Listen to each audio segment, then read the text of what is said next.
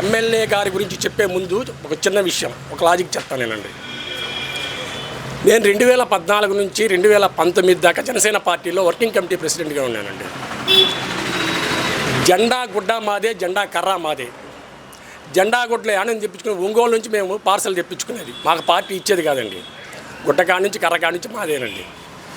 ఈ జెండాలు వేసుకొని 2014 నుంచి 2019 భుజాన్ని వేసుకొని ప్రతి పల్లి తిరిగాము, టౌన్లో అయితే ప్రతి ఇల్లు తిరిగాము, ప్రతి ఎక్కన గడపంటూ లేదు, తిరగని ఇల్లు అంటూ లేదు. అందరినీ అడుక్కున్నామండి పవన్ కళ్యాణ్ గారు గెలిపించండి అని చెప్పేసి 2019 దాకా. తర్వాత వచ్చేసి రాజమండ్రి ఆవిర్భావ సభ ఒకటి జరిగిందండి. తిరుపతి నుంచి మా నాయకులు ఫోన్ చేసి జనాభాను దోలాలి అక్కడికి అంటే ఇక్కడ నుంచి 2 బస్సులు పెట్టానండి. 2 బస్సులు ఫుల్ చేసి తీసుకొని పోతే రాజమండ్రికి పోయేసి ఇక్కడికి రావాలంటే 2 days 3 days పడుతుంది. అంటే ఒక బస్సుకు వచ్చేసి 50 మంది, 50 మందికి 3 పూట్ల భోజనాలు ఎంత అవుతుందండి? ₹1,00,000 పైన అవుతుంది. అంటే బస్సు ఇది కాకుండా, బస్సు ఖర్చు కాకుండా, అంటే ఒక బస్సుకి ₹1,50,000, ₹3,00,000 2 బస్సులు ఎత్తుకొని పోతే తీసుకొని వచ్చి మా తిరుపతి నాయకులను అడిగితే చేతులు ఎత్తి మేము అప్పులు చేసి తీసుకొచ్చి కట్టి పెట్టేది. అదే తోట మళ్ళీ గుంటూరులో ఆవిర్భావ సభ జరిగింది, అక్కడికి అదే తోట పెట్టాం, అదొక 3 లక్షల బొక్క.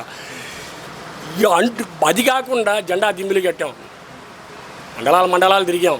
ప్రతి ఊరికి దిగాలంటే రోజు 20 మంది 30 మందిని వేసుకొని తిరిగేది మా పిల్లకాయలని. కనీసం వాళ్ళ భోజనాల ఖర్చు, వాళ్ళ వాటర్ బాటిల్, వాళ్ళ కూల్ డ్రింక్స్ లెక్కేసుకోండి, రోజు ₹5,000-6,000 అయ్యేది. ఈ లెక్కలు పెట్టి 2014 నుంచి 19 దాకా ఇంచుమించు 20 నుంచి 25 లక్షల రూపాయలు అప్పు అయ్యానండి. నేను టీ షాప్ ఓనర్ని, టీ షాప్ జరుపుకునేవాడిని. లాస్ట్కి షాప్ అమ్మేసి అప్పులన్నీ కట్టి బయట వచ్చానండి, కామ్ అయిపోయానండి. నేను కామ్గా ఉన్నానని మా ఎమ్మెల్యే గారికి ఇది అర్థమైంది.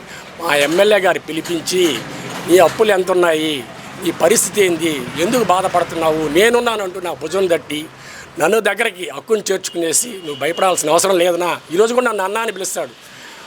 ఆయనకుండే ఆ మధు అనే పేరులో ఉండే మంచితనం అది, ఈరోజు కూడా నన్ను అన్న అని పిలుస్తాడు. అందుకనే నేనంటే అతనంటే నాకు అంత అభిమానం, ఎమ్మెల్యే గారు అంటే ఎంత అభిమానం అంటే నేను అప్పుడు ఆలోచించాను. 2014 నుంచి 19 దాకా జనసేనకి కష్టపడ్డాను. ఆ కష్టం ఏదో మధుసూదన్ రెడ్డికి చేసి ఉంటే మా స్టేజ్ ఏం మారి ఉంటుంది అని ఆలోచించా. ఆయన పిలిచి పార్టీలో, అన్నా నువ్వు పార్టీ కండువా కప్పుకోబడలేదు, నువ్వు నా మంచిగా ఉంటే చాలన్నా, నీకేం కావాలో నేను చేస్తానంటే ఈ రోజు నుంచి కష్టపడుతున్నాను నేను. మధుసూదన్ రెడ్డి అంటే ఆ మధు అంటే అది మంచితనం. నేను ఈరోజు ఈ స్టేజ్లో ఇక్కడ కూర్చొని ఉన్నానంటే మధుసూదన్ రెడ్డి ఎమ్మెల్యే గారు కారణం. నా అప్పులు చాలా వరకు కట్టాడు, నన్ను ఒక స్టేజ్లో పెట్టాడు. నేను ఇప్పటికి కూడా మధుసూదన్ రెడ్డి అంటే నాకు అంత అభిమానం. ఇంకో చిన్న లాజిక్ చెప్తాను, నేను కాపునండి, నేను బలిజోండి. కాపు నేస్తం అనేది ఒకటి జరుగుతామండి. ఇప్పుడు కాపులకి ఎవరన్నా వేసినారండి ఇంతకుముందు ఏ ప్రభుత్వం అన్నా? అంటే 100కి 60 మంది నుంచి 70 మంది ఇలాగే చేరుతున్నారండి 15,000 సంవత్సరానికి. అంటే కాపుల్ని హక్కుని చేర్చుకునే పార్టీ వైసీపీ పార్టీ. ఈరోజు కూడా ఇప్పుడు మా కాపు భవనానికి కూడా ఆయన శంకుస్థాపన చేశాడు, ఆయన సహాయ సహకారాలతో భవనం నిర్మించబోతున్నారు. అటువంటిప్పుడు ఎవరికి చేయాలండి? ఎవరికి చేయాలి? మధుసూదన్ రెడ్డి గారికే కదా చేయాలి.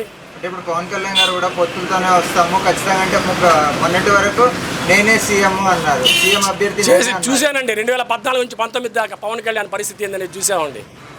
కనీసం ఇంత కష్టపడి మేము డోర్ టు డోర్ తిరిగి మా కష్టం ఎవరికి రాకూడదు, ఆ తోట కష్టపడ్డవాడు ఏడుండవని, అసలు నాయకుడు అనేవాడు ఏడుండాడని తెలియదు.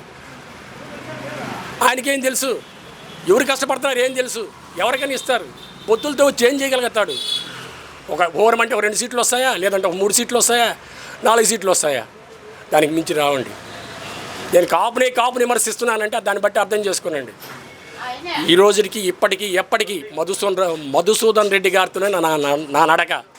ఇంకో విషయం, మేము నిర్ణయం తీసుకోలేదు, నాతో కూడా దెబ్బతిన్న వాళ్ళు చాలామంది ఉన్నారు జనసేనలో. వీళ్ళందరినీ కలుపుకునేసి మార్చి నుంచి ఎమ్మెల్యే గారి తరపున మేము ప్రచారానికి బయలుదేరుతున్నాం. డోర్ టు డోర్ తిరగతాం, ఎమ్మెల్యే గారు గెలుపు కోసం పోరాడతాం అహర్నిశలు. ఇంకా ఏం కావాలో చెప్పండి.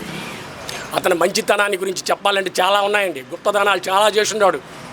ఈరోజు ఇల్లు లేని ప్రతి ఒక్కరికి ఇల్లు ఇచ్చిండాడు, పట్టాలు ఇచ్చిండాడు. ఇంకా ఏం కావాలి చెప్పండి. వైద్యం విషయం ఎత్తుకుంటామండి. వైద్య రంగంలో పరుగులు తీపిస్తున్నాడు జగన్ గారు. ఇల్లు లేనివాడికి ఇల్లు ఇచ్చారు. చూడండి, పింఛన్ చూడండి, తలుపు తట్టి తెల్లారక ముందు 3వ గంటకంతా ఇస్తున్నారు ₹3,000. ఎంతమంది ఆకలి తీరుస్తున్నది ఆ 3,000 తెలుసా?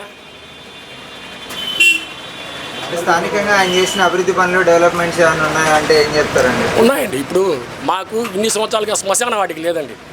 శ్మశాన వాటికి ఎంతో ఖర్చు పెట్టి చూపిస్తున్నాడు. దాన్ని కూడా త్వరలో ప్రారంభించబోతున్నాడు.